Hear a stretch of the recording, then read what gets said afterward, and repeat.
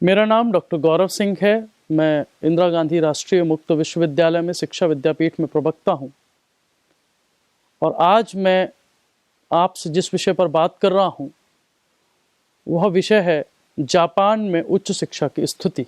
हम सभी जानते हैं कि जापान लगभग भारत जब आज़ाद हुआ उसी समय आज़ाद हुआ और उसने उच्च शिक्षा और तकनीकी शिक्षा के क्षेत्र में अपना एक अलग स्थान बनाया है। आज बहुत सारे देश जापान की तकनीकी और वहाँ की तकनीकी शिक्षा का सम्मान करते हैं। उच्च शिक्षा का विद्यार्थी होने के नाते आपका भी ये कर्तव्य है कि आप वहाँ की उच्च शिक्षा व्यवस्था के बारे में, वहाँ के कुछ मूल विशेषताओं के विषय में जानें। जापान की उच्च शिक्षा की जो मुख्य विशेषताएं हैं उसमें से वहाँ की कुल जनसंख्या लगभग 120 मिलियन है, जिसमें से लगभग 3 मिलियन स्टूडेंट वहाँ के उच्च शिक्षा संस्थानों में शिक्षा ग्रहण कर रहे हैं। सबसे खास बात यह है कि वहाँ पर हाई स्कूल ग्रेजुएट्स जितने होते हैं उसमें से लगभग 50% विद्यार्थी विश्वविद्यालय सिस्टम या जूनियर कॉलेजेस में प्रवेश करते हैं।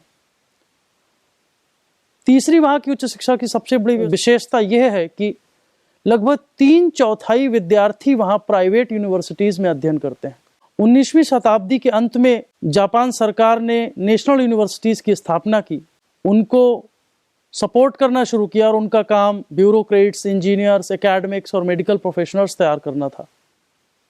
ऐसी ही एक बहुत प्रेस्टिजियस यूनिवर्सिटी ऑफ टोक्यो है, पहले इंपीरियल यूनिवर्सिटी ऑफ टोक्यो के नाम से जानी जाती थी। आज जापान की नेशनल यूनिवर्सिटीज में लगभग 60,000 शिक्षक और प्राइवेट यूनिवर्सिटीज में लगभग 92,000 शिक्षक शिक्षण कार्य कर रहे हैं। विश्वविद्यालय में प्रवेश करने वाले ज़्यादातर विद्यार्थी 18 वर्ष की आयु में प्रवेश करते हैं और 4 साल बाद वहाँ से ग्रेजुएट हो जाते हैं। वहाँ की सबसे बड़ी व्यवस्था, वहाँ का ड्रॉप आउट रेट बहुत कम है, जो लगभग 20% के आसपास है। मास्टर डिग्री प्रोग्राम पूरा करने के बाद बहुत सारे बच्चे लेबर मार्केट में जाते हैं, जो पब्लिक और प्राइवेट सेक्टर में काम करते हैं। वहाँ की हायर एजुकेशन में इंडस्ट्री ओरिएंटेड एजुकेशन का बड़ी भूमिका है। डॉक्टरल स्टूडेंट्स को वहाँ भी वही समस्या है जो अन्य देशों में है कि उनको एकेडमिक प्रोफेशन में ही अपनी जगह ढूंढनी पड़ती है। यदि हम आंकड़ों की बात करें तो जापान, जो कि भारत की तुलना में काफ़ी छोटा देश है, वहाँ आज लगभग 773 विश्वविद्यालय हैं, जिसमें से 86 राष्ट्रीय विश्वविद्यालय, 92 पब्लिक यूनिवर्सिटीज और 595 प्राइवेट यूनिवर्सिटीज हैं। 406 जूनियर कॉलेज हैं, जिसमें से 2 नेशनल इंस्टीट्यूट, 26 पब्लिक इंस्टीट्यूट और 378 प्राइवेट इंस्टीट्यूट। 64 टेक्निकल कॉलेज हैं, जिसमें से 55 नेशनल इंस्टीट्यूट्स हैं। एक खास बात देखिए कि वहाँ की नेशनल गवर्नमेंट की फंडिंग टेक्नोलॉजी में प्राइवेट सेक्टर से बहुत ज़्यादा है और साथ ही वहाँ कुछ स्पेशल ट्रेनिंग कॉलेज हैं जिनको हम सेंसु गैक्को बोलते हैं। नेशनल कॉलेज है, 204 पब्लिक इंस्टीट्यूट हैं और लगभग 3000 से ज़्यादा प्राइवेट इंस्टीट्यूशंस हैं। आज जापान में लगभग 3.66 मिलियन विद्यार्थी पढ़ते हैं, जिसमें से सबसे अधिक विद्यार्थी यूनिवर्सिटीज़ में हैं। तकरीबन 1,61,000 विद्यार्थी जूनियर कॉलेजेस में पढ़ रहे हैं, 25,000 विद्यार्थी टेक्निकल इंस्टीट्यूशंस में पढ़ रहे हैं और 6,25,000 विद्यार्थी स्पेशलाइज्ड ट्रेनिंग कॉलेजेस में पढ़ रहे हैं। वहाँ की अगर हम एकेडमिक डिग्रीज की बात करें तो वहाँ पर स्पेशलाइज्ड स्कूल्स में स्पेशल डिग्री और हाई लेवल स्पेशलिस्ट डिग्री मिलती हैं।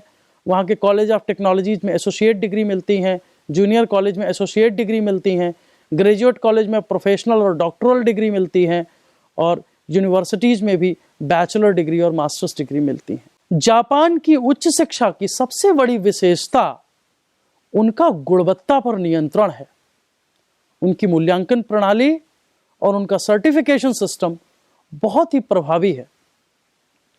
वहाँ की मिनिस्ट्री ऑफ एजुकेशन इसको कंट्रोल करती थी। जब 1950 में व्यवस्था शुरू हुई, एप्लीकेशन को एनरोल ऑब्जर्व करती थी, लेकिन 2002 में उन्होंने एक नया क्वालिटी एश्योरेंस सिस्टम लागू किया जिसको सर्टिफाइड इवैल्यूएशन सिस्टम कहा जाता है और उस सिस्टम से प्रत्येक राष्ट्रीय, पब्लिक और private university, junior college, college of technology को गुजरना जरूरी होता है और हर 7 साल में उनको अपना सर्टिफिकेशन कराना पड़ता है। उनके यहाँ इवैल्यूएशन के लिए 5 ऑर्गेनाइजेशन हैं।